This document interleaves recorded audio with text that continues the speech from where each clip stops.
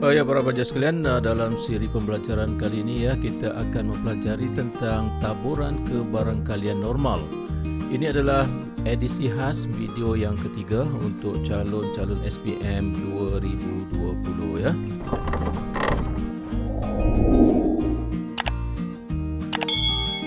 Ya, para pelajar sekalian, untuk memahami konsep taburan kebarangkalian normal ini ya, kita terlebih dahulu perlu memahami apa yang dikatakan sebagai graf normal.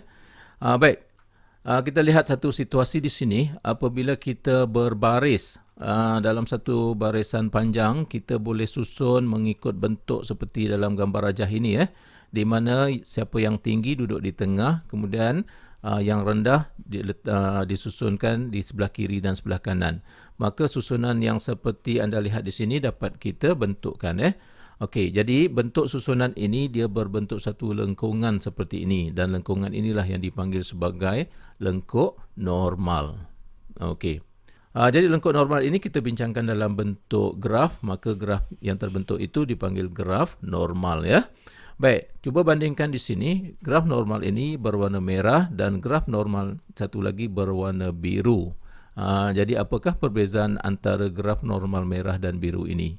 Yang membezakannya ialah kelebarannya. Jadi kelebaran graf normal berwarna merah ini lebih besar dibandingkan dengan graf normal yang berwarna biru. Okey, jadi kelebaran inilah yang mentakrifkan apa yang dipanggil sebagai sisihan piawai, dan kita simbolkan dengan satu simbol sisihan piawai iaitu sigma. Okey. Baik, bagi kedua-dua graf normal ini, dia berkongsi nilai tengah di sini. Okey, nilai tengah ini dikenali sebagai min, yang disimbolkan sebagai U berekor, ataupun kita panggil sebagai mu. Mu, M-I-U, mu. Okey, jadi mu adalah min dan sigma adalah sisihan piawai. Okey. Okey, para pelajar sekalian, untuk memahami konsep taburan kebarangkalian normal ini ya, kita bincangkan satu contoh masalah ya.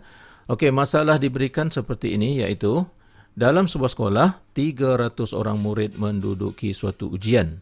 Markah yang diperoleh adalah mengikut taburan normal dengan min 56 dan sisihan piawai 8. Okey.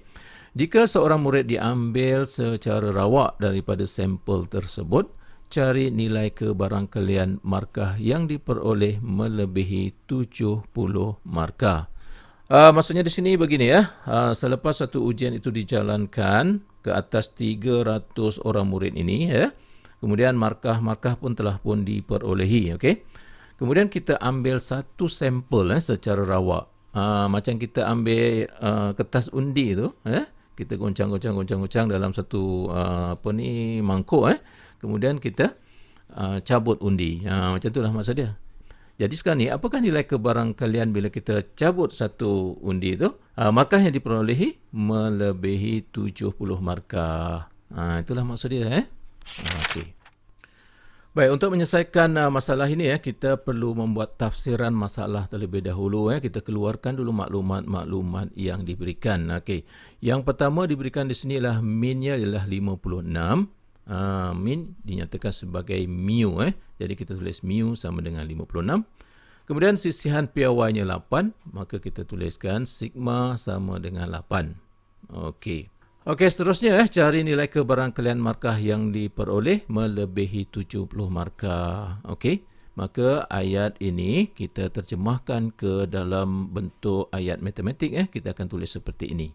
Tengok di sini P huruf besar ni bermaksud kebarangkalian, iaitu probability, dan X ini merujuk kepada markah, dan markahnya ialah lebih daripada 70, maka X lebih besar daripada 70. Maka apakah jawapannya? Itu tujuan kita sekarang. Okey. Jadi kita mulakan penyelesaiannya dengan mentafsirkan masalah ini dulu. Okey, kita tafsirkan masalah yang diberikan ni ke dalam bentuk graf. Okey. Dinyatakan bahawa di sini markah yang diperolehi adalah mengikut taburan normal. Oleh itu kita lakarkan terlebih dahulu graf taburan normal yang bagi masalah ini. Jadi macam mana cara dia? Kita lukiskan paksi X dan juga paksi Y. Okey. Sebelum tu kita kenali dulu istilah-istilah yang berkaitan di sini.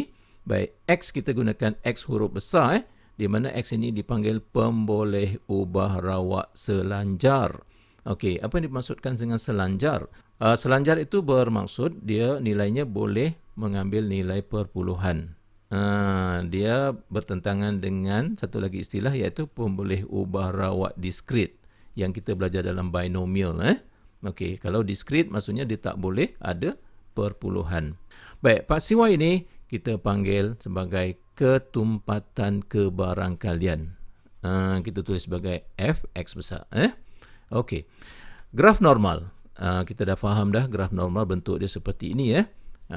Perhatikan di sini bila sebut graf normal, okey, dia tidak akan menyentuh lantai ni, nampak? Dia tak akan menyentuh paksi X. Okey, graf ni akan terapung macam ni. Okey, dinyatakan min 56. Min dia ada kat mana? Ada di sini. Di sinilah 56 iaitu min. Okey, kemudian sisian PY-nya yang mana? Ni sisian PY-nya. Okey, sigma sama dengan 8. Okey. Kemudian X sama dengan 70. Di mana kedudukan yang munasabah untuk menyatakan X sama dengan 70? Pastinya di sebelah kanan 56 lah kan. Jadi kita letakkan di sini katakan. Ini kedudukan yang munasabah bagi nilai 70. Okey. Di sini dinyatakan bahawa kebarangkalian X lebih besar daripada 70. Maka kita lorekkan satu kawasan di sini bagi mewakili X lebih besar daripada 70. Okey, seterusnya untuk menentukan kebarangkalian X lebih daripada 70 ini, ia diwakili oleh luas rantau yang berlorek ini. Jadi luas rantau berlorek mewakili nilai kebarangkalian. Itu konsep dia. Boleh Okey, para pelajar sekalian, kita teruskan perbincangan kita. Kita telah pun menterjemahkan masalah kita tadi ke dalam bentuk graf taburan normal. Okey. Jadi matlamat sekarang nak cari nilai kebarangkalian X lebih besar daripada 70. Okey, bagaimana kita nak dapatkan nilainya? Kita boleh perolehi nilai taburan kebarangkalian ini menggunakan dua sumber, iaitu yang pertama kita boleh gunakan buku sifir 4 angka seperti yang anda lihat di sini. Dan yang kedua kita juga boleh menggunakan kalkulator saintifik. Mudah saja yang ni. Okey. Okey, seterusnya apabila kita nak gunakan buku sifir 4 angka ataupun menggunakan kalkulator, taburan normal ini perlu kita tukar dahulu kepada taburan normal piawai. Jadi bagaimana dan apa akan jadi kita lihat di sini. Baik, bila kita menukar taburan normal kepada taburan normal piawai, ada beberapa ciri di sini, ambil perhatian. Yang pertama paksi X akan berubah menjadi Z. Kalau anda jumpa di mana-mana soalan dia menggunakan Z, maka kita tahu bahawa itu adalah taburan normal piawai. Okey. Untuk paksi Y pula kita tulis sebagai FZ lah. Baik. Yang ini yang penting. Graf kita akan jadi seperti ini. Apa yang dapat kita lihat di sini min dia. Min dia akan sama dengan kosong. Arti kata lain, paksi Y ini akan menjadi paksi simetri kepada graf tu. Jadi nilai min kat sini 56 kan. Jadi bila kita piawaikan, 56 tu akan jadi kosong. Okey, jadi graf akan berada di kedudukan seperti yang anda lihat ni. Okey, seterusnya ialah nilai sisian piawai di sini 8. Bila kita piawaikan maka sisian piawai ini akan bertukar menjadi 1. Itu sifat dia. Okey, seterusnya yang jadi persoalan kita di sini 70 ni. 70 ni kalau kita piawaikan jadi apa itu persoalan Jadi 70 ni bila kita piawaikan dia akan jadi 1.75. Okey, bagaimana cara untuk kita menukar 70 ini ke 1.75? Kita menggunakan suatu rumus yang dipanggil sebagai rumus skor piawai. Rumus skor piawai diberikan seperti ini iaitu Z sama dengan X tolak mu bahagi dengan sigma. Okey. Jadi di sini kalau 70 kita akan tulis macam ni lah. X ni adalah 70 tolak dengan mu dia ialah 56 bahagi dengan sisian piawai dia 8. Di sini kita ringkaskan dapatlah 1.75. Okey, seterusnya kawasan blue red di sini. Kalau di atas taburan normal piawai, iaitu kawasan lebih daripada 1.75. Okey. Kita ke matlamat asal kita nak menentukan nilai kebarangkalian X lebih besar daripada 70. Baik, seterusnya kita tulis seperti ini, iaitu ini merujuk kepada taburan normal piawai. Boleh Jadi P X lebih besar daripada 70, dia sama dengan P Z lebih besar daripada 1.75. Okey. Maka kita pun terus ambil buku sifir ataupun kalkulator, maka kita boleh terus dapat jawapan dia, iaitu 0.04. Cuma macam mana kita nak baca buku sifir dan bagaimana kita nak gunakan kalkulator akan dibincangkan dalam slide yang seterusnya. Okey, para pelajar sekalian, untuk slide yang seterusnya ini kita akan mempelajari cara untuk mendapatkan nilai kebarangkalian menggunakan buku sifir 4 angka. Okey. Jadi sebelum itu ada beberapa istilah yang perlu kita fahami dulu, iaitu kebarangkalian hujung atas. Anda tengok di sini, kebarangkalian hujung atas. Apa yang dikatakan hujung atas? Okey, bahagian sebelah kanan graf ini dipanggil bahagian atas, di sebelah kiri graf dipanggil bahagian bawah. Okey. Kalau kita tandakan di sini, okey, contohnya 1.02, dan kita lorekkan di sebelah kanan 1.02 tu, maka inilah yang dikenali sebagai hujung atas. Okey, jadi kalau kita lorekkan di sebelah kiri macam ni, ini dipanggil hujung bawah. Apa yang nak diberitahu di sini ialah buku sifir hanya menyatakan nilai kebarangkalian bagi hujung atas sahaja. Hujung bawah tak ada, hujung atas saja yang ada dalam buku sifir 4 angka.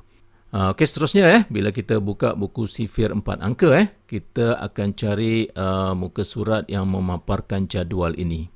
Okey, jadualnya di atas kalau anda baca di sini, kebarangkalian hujung atas, nampak ni. Okey. Jadi mudah saja cara nak baca dia. Baik, kita lihat di sini 1.02, maksudnya kita cari 1.0. Di mana 1.0? Ada di sini. 1.0. Kemudian diikuti dengan 2. 2 merujuk kepada apa? Merujuk kepada yang di atas ni. Nampak tak? Jadi 1.02.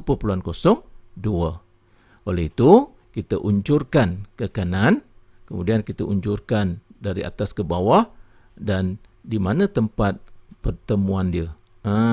Dia ada di sini. Jadi apa tu? 0.1539. Okey. Kalau kita kurang nampak, kita fokuskan sikit. Tu dia. Boleh nampak tak? Okey, jawapannya ialah 0.1539. Jadi seterusnya kita tulis seperti ini. Kebarangkalian Z lebih daripada 1.02, jawapannya ialah 0.1539. Begitulah cara dia untuk kita menentukan nilai kebarangkalian menggunakan buku sifir 4 angka. Okey. Baiklah para pelajar sekalian, kita teruskan perbincangan kita dengan membincangkan beberapa kes di sini yang melibatkan taburan normal piawai. Okey, ini kes yang pertama. Ini graf dia, ini kawasan blue red dia, dan di sini nilai Z ialah 1.5. Apa yang dapat kita lihat di sini, kawasan blue red ini merupakan hujung atas. Kalau dia hujung atas, maka kita boleh terus dapat daripada buku sifir. Maka jawapannya di sini, nampak? Kalau 1.5, kita tengok sini, 1.5. Jadi atas dia kosong lah, jadi 1.50 lah. Maka jawapannya adalah 0.0668. Jadi kalau kurang jelas, kita fokuskan di sini, nampak? 0.0668. Okey. Jadi kita tulislah macam ni. P Z lebih daripada 1.5 dapatlah 0.0668. Maksudnya dapat terus daripada buku sifir ni. Sekiranya kawasan blue itu merupakan hujung atas. Okey. Baik, sekarang kita tengok bagaimana cara untuk kita menggunakan kalkulator pula. Tadi buku sifir Bila guna kalkulator, lagi mudah. Ambil kalkulator. Kalkulator kita biasanya belum berada dalam mode standard, mode piawai. Jadi apa yang perlu kita lakukan, mesti buat yang ni dulu. Kalau tak jumpa jawapan nanti. Yang pertama, kita tekan mode, tekan 2 kali mode sampai jumpa SD. SD ni maksudnya standard, iaitu piawai. Okay. Dan untuk dapatkan mode SD ini, kita tekan 1. Okay. Jadi bila kita tekan 1, maka kalkulator telah pun diformatkan dalam mode standard. Jadi kita boleh tengoklah indikator di sebelah atas tu ada satu indikator kecil yang tulis SD. Jadi kalau SD maksudnya kalkulator kita berada dalam mode piawai, mode standard. Itu maksud dia. Okey, yang kedua, kita tekan shift dan kita tekan butang 3. Nampak tak di atas 3 ni dia ada tulis DISTR ni kan. DISTR ini bermaksud distribution. Distribution tu taburan lah yang kita sedang belajar sekarang ni. Nampak tak? Okey, jadi shift tekan 3. Bila tekan shift tekan 3, dia akan keluar nanti PQR macam tu lah. Jadi anda pilih R. R ni maksudnya right. Okey, sebelah kanan. Kita tekan 3.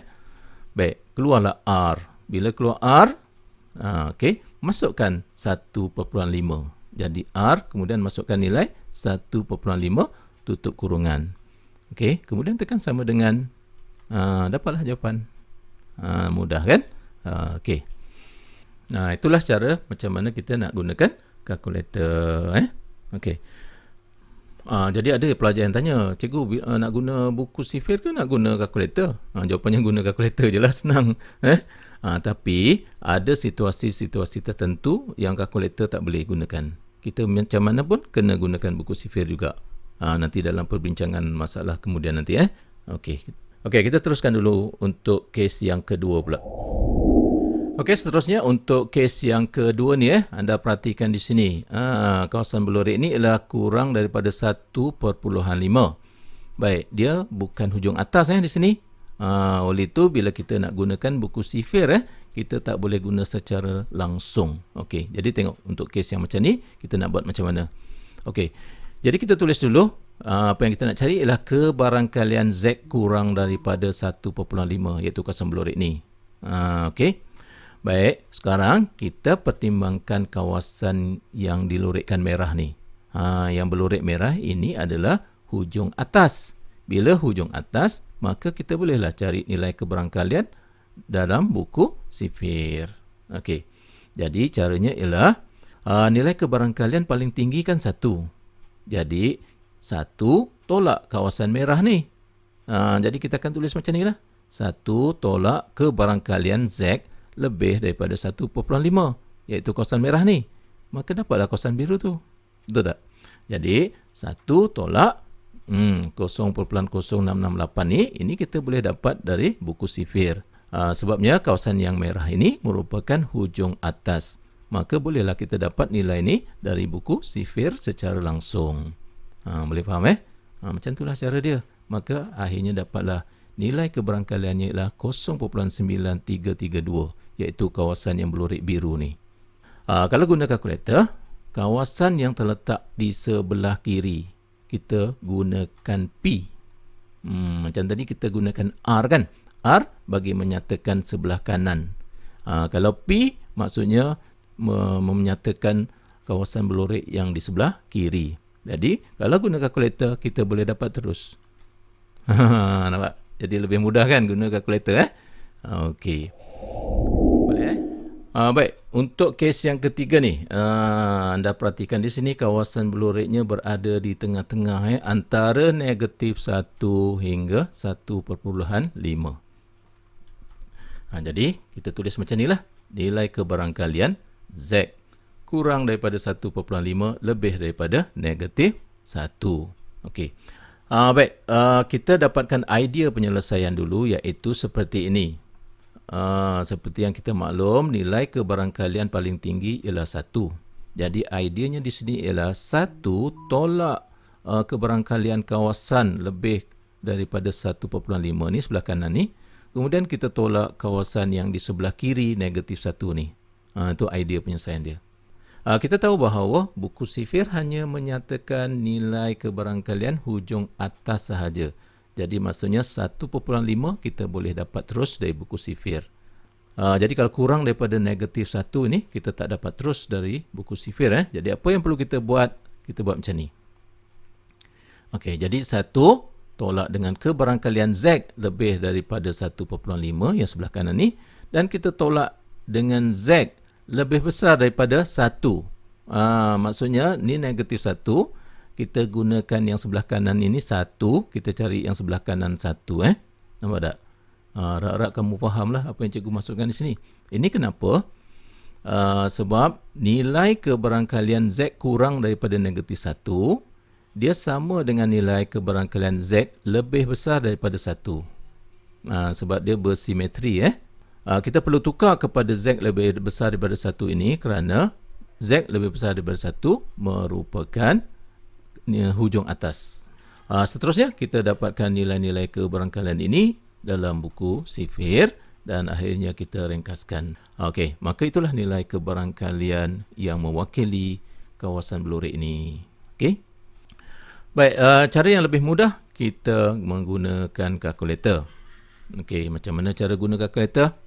Kita dapatkan P negatif 1. Bila P maksudnya dia baca yang sebelah kiri. Yang sebelah kiri negatif 1 itu adalah P. Tekan kalkulator, dapat jawapan. Seterusnya kita cari nilai R1.5. Jadi R merujuk kawasan yang di sebelah kanan. R right, sebelah kanan. Kemudian tekan kalkulator, dapatlah nilai yang berkenaan. Kemudian seterusnya, ini adalah nilai kebarangkalian yang kita nak cari. Mudah saja. Kita ambil 1 tolak dengan kawasan sebelah kanan, tolak dengan kawasan sebelah kiri. Gantikan nilai-nilai yang kita dapat di atas tadi dan ringkaskan, dapatlah jawapan. Okey. Para pelajar sekalian, kita teruskan perbincangan tentang taburan normal piawai ni. Okey. Perbincangan kita dalam menentukan nilai Z jika diberi nilai kebarangkalian. Okey. Di sinilah perlunya kita faham penggunaan buku sifir 4 angka tu. Okey, kita lihat sini. Soalan yang pertama. Cari nilai K jika kebarangkalian Z lebih daripada K sama dengan 0.0760. Macam mana cara nak cari ni? Okey. Kita tengok di sini dulu kebarangkalian Z. Maksudnya Z itu adalah taburan normal piawai sebab dia gunakan Z. Okey. Dan nilai kebarangkaliannya ialah 0.076. Maka untuk memahami situasi ini, kita nyatakan dalam bentuk graf normal piawai ini, iaitu kita tulis seperti ini. Kita letak di sini K dan Z ini lebih besar daripada K, maka kita lorekkan di kawasan inilah.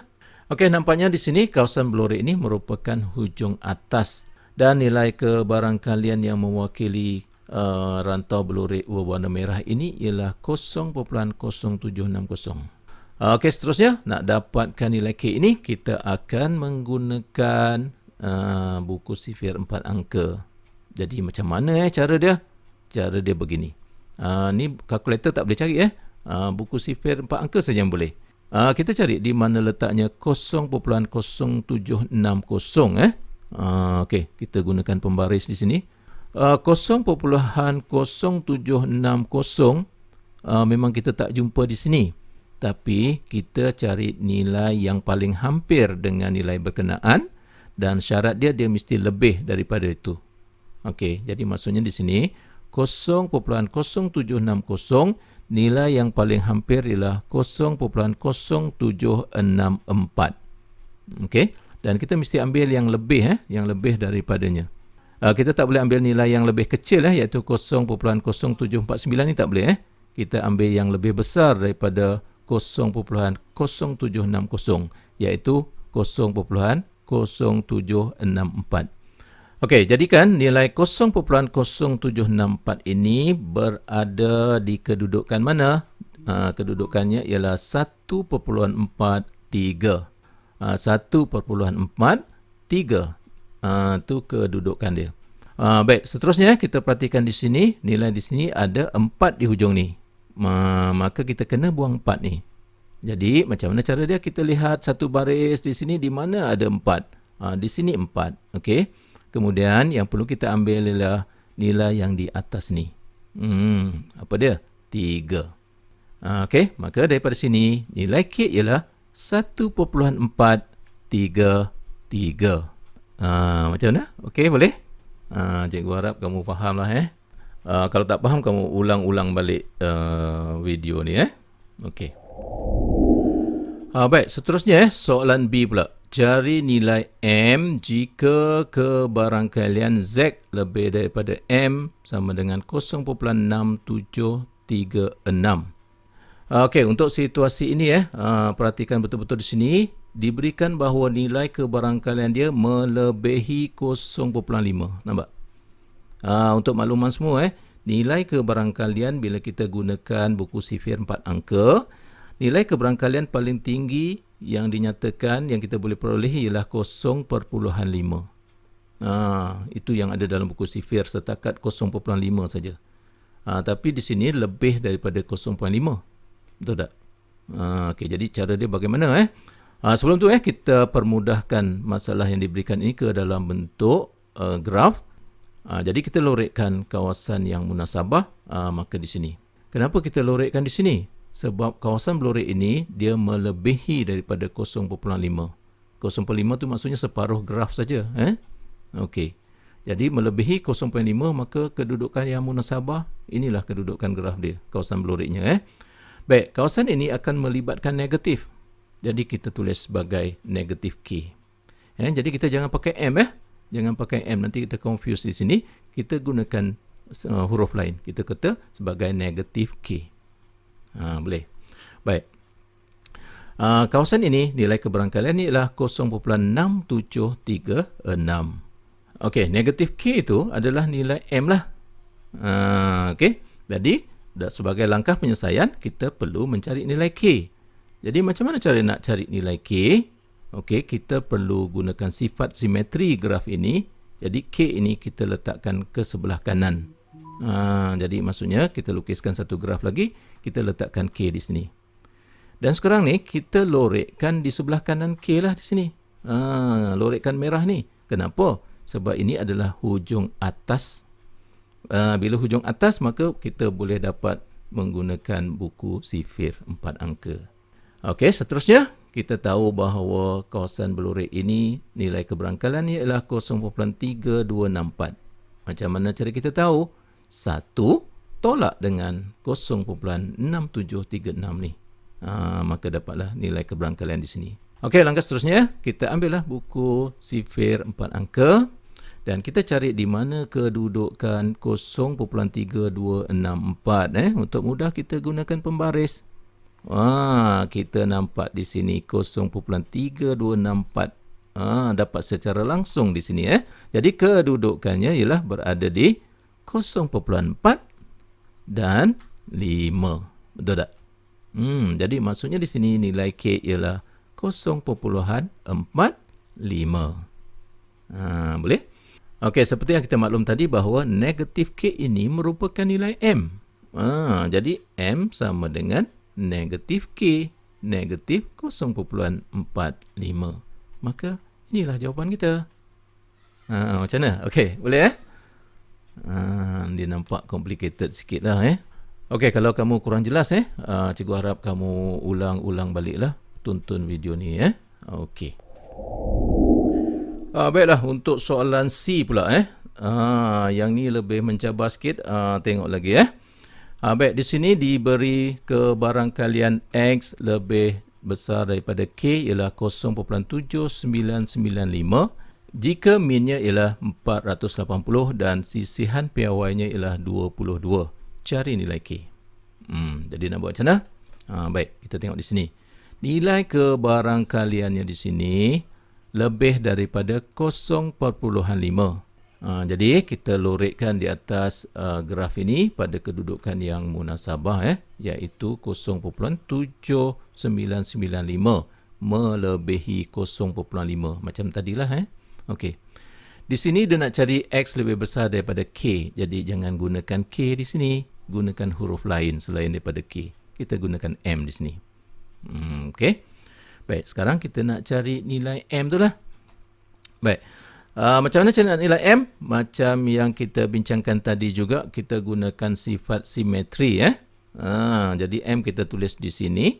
Kemudian kita lorekkan kawasan berlorek yang sebelah kanan M, iaitu nilai kebarangkaliannya ialah 0.2005.